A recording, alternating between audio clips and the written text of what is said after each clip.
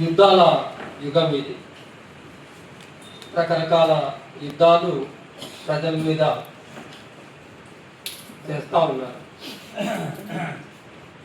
వీటిని గట్టిగా ఎదుర్కోవాల్సిన సందర్భం అయితే ఆసన్నమై ఉంది. కొట్టేదేదో పెద్ద నాయకత్వాన్ని కొట్టాలనే ఉద్దేశంతో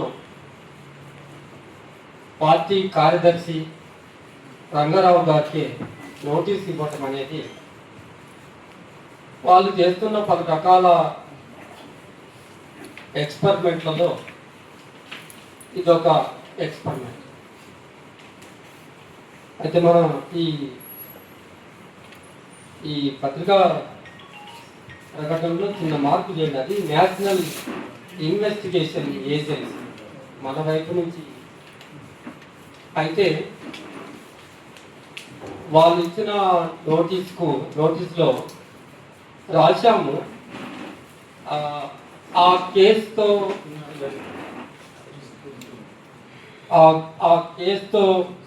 రంగారావు గారికి ఎలాంటి సంబంధం లేదు నిజానికి. అయితే నిజమే, ఆ ఎన్ఐఏ కేసు అది. ఎన్ఐఏతో పెద్దగా ఆయనకు సంబంధాలు ఉంటాయని నేనేం అనుకోను. అదే మాదిరిగా ఆ కేసుతో అసలు సంబంధం ఉండదు. కానీ దేశవ్యాప్తంగా ఆయన జాతీయ సహాయ కార్యదర్శి కూడా కనుక అందరితో సంబంధాలు ఉంటాయి. అన్ని కేసులతో, అందరి మనుషులతో, అన్ని సమస్యలతో ఆయనకు సంబంధం ఉంటుంది. ఆ ఎత్తుగడలు, ఆ రాజకీయాలు లేవు, కానీ ఖచ్చితంగా ఉండబట్టే నేను అనుకుంటా మొట్టమొదటి పార్టీ నువ్వు డిసెంబర్ 21 నాడు అరెస్ట్ చేస్తే ఖండించటం, అది అన్యాయం అని చెప్పటం అనేది ఖచ్చితంగా ఆయనకున్న ఉద్యమ సంబంధాల్లో భాగంగానే చెప్పటం అనేది, ఖండించటం అనేది జరిగింది. అయితే ఒక్కటి మనకు అర్థమవుతున్నది ఏంటంటే, ఆ నేషనల్ ఇన్వెస్టిగేషన్ ఏజెన్సీ అనే సంస్థ, దానికి ఏం పని లేదు. విపరీతమైన నిధులు ఉన్నాయి. ఈ లోపల మన తెలంగాణ రాష్ట్ర కాంగ్రెస్ ప్రభుత్వానికి ఒక సాగు దొరికింది. మాకేం లేదు కదా, మాకేం సంబంధం లేదు కదా, అంత కేంద్ర ప్రభుత్వం చూసుకుంటుంది అని.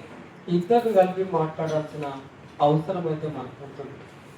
ఏం పని లేని ఏజెన్సీ కనుక దాదాపుగా ఒక కేసులో మీడియా వాళ్ళు రాశారు. నేను అడిగాను కూడా, ఎంతమంది ఇన్వెస్టిగేషన్ ఏంది, ఎంతమందిని మీరు ఒక్క కేసులో ఎంతమందిని ఏదో ఎగ్జామిన్ చేస్తారంటే ఏందా ఎగ్జామినేషన్? అయితే అది ఎక్కడి పద్ధతి. 230 మందికి పైగా పార్టీ కార్యదర్శులు, పార్టీలు, ప్రజా సంఘాలు. ఆయన ఏం మాట్లాడిండో, ఎక్కడ మాట్లాడిండో సెల్ఫ్ ఎక్స్ప్లెనేటరీ కదా అది. ఇంకా దానికి రుజువేం కావాలి?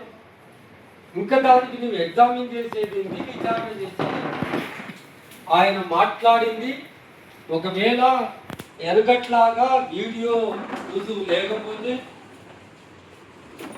ఆయన ఏం మాట్లాడిండో నువ్వు చెప్పు అని పిలిచాను నేను అంటే దానికి ఏమైనా అర్థం ఉంది. ఆయన ఏం మాట్లాడిండో ఆ వీడియో రుజువు ఉంది. ఆ తర్వాత ఎన్నయ్య కూడా ఆయన పిలిచి కస్టడీ తీసుకున్నప్పుడు అడిగినట్టుంది, whether you stand by your voice అంటే yes I stand by that my voice అని గట్టిగా చెప్పాడు. ఇంకేం కావాలి? ఇంకా ఆయనకు సాక్ష్యాలు ఏం కావాలని. నిజానికి గోటు రంగారావు అక్కడ ఉంటే కదా, అది నేను అనుకుంటా అక్టోబర్ 18 అయింది. అక్టోబర్ 18 నాడు అంత్యక్రియలు జరిగాయి. ఆయన ఖాతా రామచంద్రారెడ్డి అని కేంద్ర కమిటీ సభ్యుడు 28 రోజుల ఆ శవాన్ని తీసుకోవడం కోసం రీపోస్ట్ మార్టం చేయాలని, అది బూటకపు ఎన్కౌంటర్ అని, ఆయన శరీరం మీద ఉన్న గాయాలు సాక్ష్యం చెబుతాయని, అది అవునా కాదా అని తేలటం కోసం రీపోస్ట్ మార్టం చేస్తే తేలుతుందని కుటుంబ సభ్యులు సుప్రీంకోర్టులో కూడా కేసు వేస్తే, మళ్ళీ సుప్రీంకోర్టు రాయపూర్ కోర్టుకు ఆదేశిస్తే రాయపూర్ కోర్టు రీపోస్ట్ మార్టం చేయడానికి వీలు లేదని 28 రోజులు సమయం బట్టి పురుగులు బట్టి వచ్చిన ఆ శవం దగ్గర ఇవాళ ఎన్ఐఏ ఏజెంట్లో ఉన్నది ఐపీఎస్ ఆఫీసర్స్ కావచ్చు, కానీ ఆ శవం దగ్గర నిలబెడితే మానవత్వం ఉన్న ఏ వ్యక్తి ఉన్నా, నీవేదో దశలు ఉన్నాయేమో కానీ మానవత్వం ఉన్న ఏ వ్యక్తి అయినా ఆ పురుగులు పారుతున్న శవాన్ని చూసిన తర్వాత భావోద్వేగానికి గురి కావాల్సింది. ఆ భావోద్వేగంలో మాట్లాడుతాం, కానీ మొత్తం ఎసెన్స్ అంతా చూడకుండా, ఇన్నారెడ్డి ఏం మాట్లాడిందో మొత్తం ఎసెన్స్ అంతా చూడకుండా ఎక్కడో ఆ ఉద్వేగంలో, ఆ మీడియాలో, ఆ ఫ్లోలో వచ్చిన ఒక్క మాట, ఆ మాట కూడా ఏంటి, మా కేంద్ర హోంశాఖ మంత్రి కదా, మా ప్రధానమంత్రిని కూడా కాదు, ఆయన మీద ఎఫ్ఐఆర్లో అగ్రెషన్ ఆన్ అమిత్ షా. ఆయన అంత పూర్తి స్వేచ్ఛ లేకపోతే ఇంకా రాజ్యాంగం ఎందుకు, వాక్ సభ స్వాతంత్రం ఎందుకు, ఆర్టికల్ 19 ఎందుకు ఉంటుంది? రాజ్యాంగబద్ధంగానే తనకున్న హక్కులో భాగంగానే మాట్లాడాడు కదా. నువ్వు వేధించడం కోసం మాత్రమే పనికి వస్తుంది. ఎన్ఐఏ చాలా స్పష్టంగా ఎన్ఐఏకు చెప్పిండు, నేను నిలబడతాను, కోర్టులో చూసుకుంటానని. మిత్రులారా, ఇవన్నీ కోర్టులో నిలబడే కేసులు కానే కావు. ఇందాక పద్మ చెప్పింది, ఒక పరీక్షకు నిలబెట్టింది మనకు.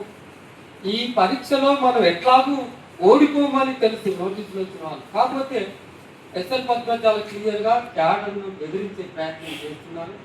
మనం ఈ సందర్భంగా ఈ తప్పుళ్లకు భయపడాల్సిన పని లేదు, ఉద్యమంలోకి వచ్చాం కనుక నిలబడాల్సిందే అని మరొకసారి మన క్యాడర్ను గట్టిగా నిలబెట్టుకోవాల్సిన అవసరం ఉంది. ఇవి వస్తూనే ఉంటాయి, పోతూనే ఉంటాయి. కనుక ఒక్క రంగారావు విషయమే కాదు, ఫిబ్రవరిలో మొదలైంది ఈ తతంగం అంతా అందరికి సంబంధించి. ఈ నోటీసులు ఏవైతే ఉన్నాయో ఈ నోటీసులన్నింటినీ వెనక్కి తీసుకోవాలి. అసలు ఎన్ఐఏను రద్దు చేయాలి, ఆ సంస్థతో అవసరం లేదు సమాజానికి. తద్వారా ఏర్పడిన ఊపా చట్టం ఏదైతే ఉందో అది అప్రజాస్వామిక చట్టం అని పౌర హక్కుల సంఘం మొట్టమొదటి చెప్తూనే ఉంది. ఆ ఊపాను రద్దు చేయాలి, చాలా పెద్ద కార్యక్రమం టేకప్ చేయాల్సిందిగా, దానికి చొరవ తీసుకోవాల్సిందిగా కూడా మాట్లాడిన పార్టీని కోరుతా ఉన్నాం. ఈ సందర్భంగా చిన్న సూచన ఏంటంటే, ఇక ఇది పరంపర. నేను ఇట్లా ఎంతో మంది 2 సార్లు 3 సార్లు వస్తున్నా, పోవటం రావటం, రమ్మంటే పోవటం, వస్తామంటే రమ్మంటాం. దీన్ని ఎదుర్కోవటం కోసం ఒక ఉద్యమంగా ఇందాక మేము జైలు అనుకున్నాం, ఎన్ఐఏ బాధితుల సంఘం ఒకటి పెడతామని. అటువంటి నిర్మాణం ఒకటి దిశగా ఆలోచించి, అంటే ధీటుగా ఎదుర్కొనే దిశగా ఒక నిర్మాణ పరంగా ఎవరంతటా వాళ్ళ ప్రెస్ మీట్లు, మేమైతే ఎన్ఐఏ నోటీసుల మీద మా ప్రధాన కార్యదర్శి 3 ప్రెస్ కాన్ఫరెన్స్లు నిర్వహిస్తున్నాం. ఇట్లా పెరోడిక్గా ఎవరంతటా వాళ్ళు కాకుండా ఒక నిర్మాణాత్మకంగా కలగడం కోసం ఒక నిర్మాణమే ఆలోచించాల్సిందిగా కోరుతూ ఈ అవకాశం ఇచ్చిన